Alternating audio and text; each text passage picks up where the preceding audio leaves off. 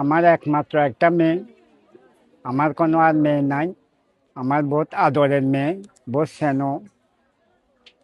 এরা আমার লগে যে প্রতারণা করছে, বুঝছেন, দালালের মারফতে মনে করেন এরা লোকগুলো ওখানে ভুল চিকিৎসা করিবার লাগলেও যায়। আমরা আগে কিন্তু জানি নাই, কিন্তু এবার কি মনে করেন জানছি। জানার আগে যদি জানতাম আমরা ওইখানে লোক নিয়েও যাইতাম না, বুঝছেন। এখন এরা আপনার লই যাবার পরে আমার মেয়েরে অপারেশন করছে, সিজার করছে, সিজার করবার পরে এরা আমাদেরকে এটাও বলে না যে এখান তো অন্য মেয়েটা অন্য হসপিটালে ট্রান্সফার করেন।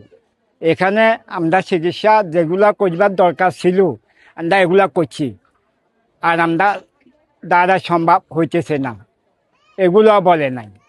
এরা আমাদের না বললা আমার মেয়েখারে ওখানে রাখি আপনার বহুত কষ্ট দিছে, বুঝছেন না।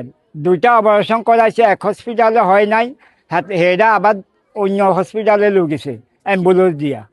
সেখানে আবার হাতারা অপারেশন করছে, অপারেশন করবার পরে আবার হেরা কয় সিটাং লই আঙ্গুল, বুঝছেন।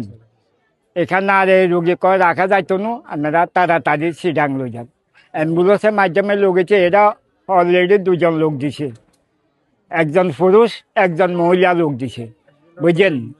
হেরা কিছে ওই আপনার মুখেতে যে গ্যাসের অক্সিজেন লাগাইছে, অক্সিজেন হের বলে বাতা, কিন্তু হেরা আপনারে বলে নাই, বুঝছেন। পরে এরা গাঁয়জন থামাইছে, বুঝছেন না, গাঁয়তুন নামি এরা বাগি যাইছে, বুঝছেন। মানুষ তো বেশি, বুঝছেন না, মানুষ ভিতরে তুন মনে করেন এর বলে আর দুইটা আইন। পরে আমরা এই গায়ে ব্যাগ করি, আবার মনে করেন লই চলি আনছি। আমি সুস্থ বিচার চাই, এইভাবে যেন কোনো মার বুক যেন খালি না হয়। আর ডাক্তারদের বিচার চাই। দ্বিতীয় কথা মনে করেন দালালের মারফতে মনে করেন এরকম লোক যেন মনে করেন ওই হসপিটালে যেন না যায়, বুঝলেন।